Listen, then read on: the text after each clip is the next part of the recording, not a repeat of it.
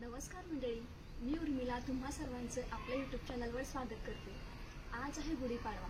चैत्र शुद्ध प्रतिपदेलाच गुढीपाडवा असं म्हणतात। या महिन्यापासूनच वसंत ऋतूला सुरुवात होते।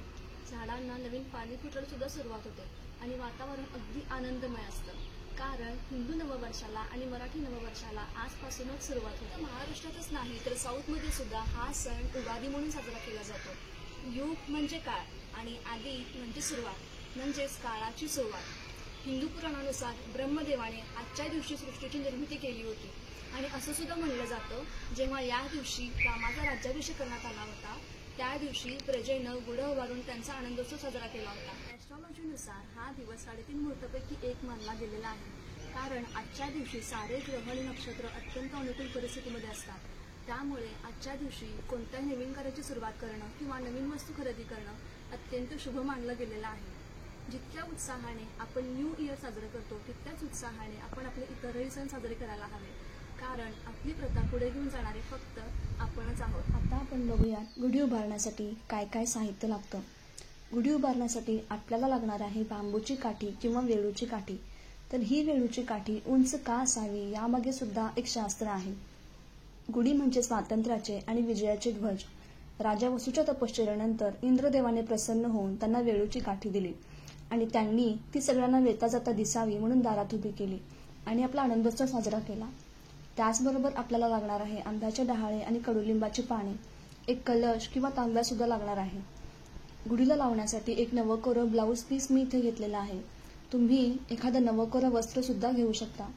माझ्या माहेरी गुढीला साडी सुद्धा लावतात, जी काठापदराची किंवा जरीची असते, पण माझ्या सासरी साडी लावण्याची पद्धत नाहीये, त्यामुळे आम्ही फक्त ब्लाऊज पीस घेतलेला आहे। त्यानंतर साखरगाठी सुद्धा आपण लावणार आहोत, तसेच एखादा धागा किंवा करं गुढी बांधण्यासाठी वापरणार आहोत। शक्यतो सुतळीचा वापर करू नये। नैवेद्यासाठी पाणी, पंचामृत, कडुलिंबाच्या पानाचं वाटण आणि शेवया घेतलेल्या आहेत। कडुलिंबाच्या पानाच्या वाटणामध्ये कडुलिंबाची पाने, हरभरा डाळ, जिरे, ओवा आणि थोडासा गूळ हे सगळे एकत्र करून त्याचं वाटण केलेलं आहे, जे की नंतर प्रसाद म्हणून सगळ्यांना आम्ही वाटणार आहोत। कडुलिंब हा शीत गुणाचा आहे, त्यामुळे शरीरातील उष्णता याच्यामुळे कमी होते। वसंत ऋतूत कफाचा प्रकोप झालेला असतो। कफ दोषामुळे वाढलेल्या आजारांचं शमन कडुलिंबामुळे होतं। असे बरेच फायदे कडुलिंबामुळे होतात।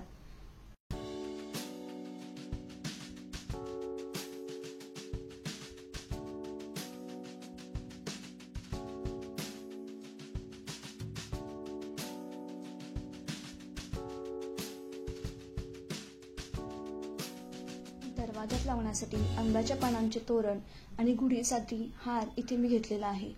आजच्या दिवशी साखरघाटींचे फार महत्त्व आहे, कारण याने शरीरातील वाढलेली उष्णता कमी होते। बऱ्याच जणांना उन्हाळ्यात डिहायड्रेशन किंवा हायपोग्लायसेमिया म्हणजेच शरीरातील साखर कमी होते आणि त्यासाठी साखरगाठी खाल्ली जाते। तर अशा पद्धतीने काठीला वस्त्र, साखरगाठी, कडुलिंबाची पाने हे सगळे एकत्रितपणे बांधून त्यावर कलश लावायचा आहे आणि दरवाजाच्या उजव्या बाजूला पाटावर गुढी उभी करायची आहे। त्यानंतर पाटाभोवती छान अशी रांगोळी घालायची आहे।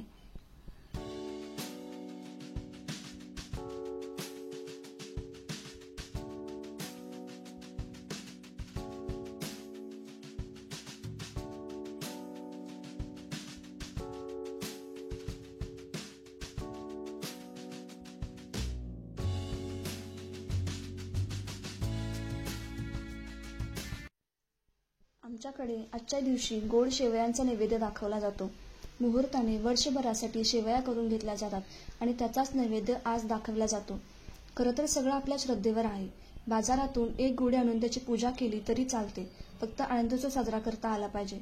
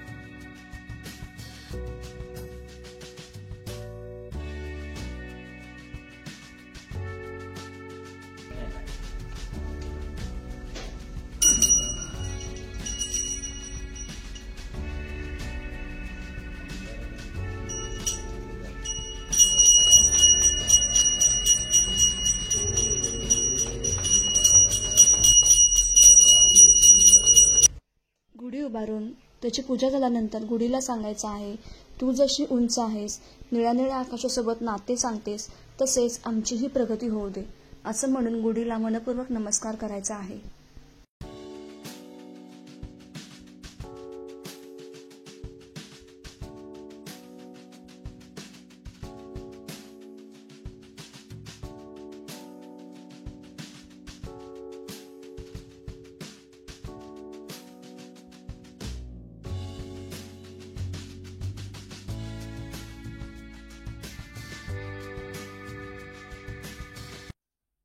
गुढी उभारून झाल्यानंतर मी लागले नैवेद्याच्या तयारीला.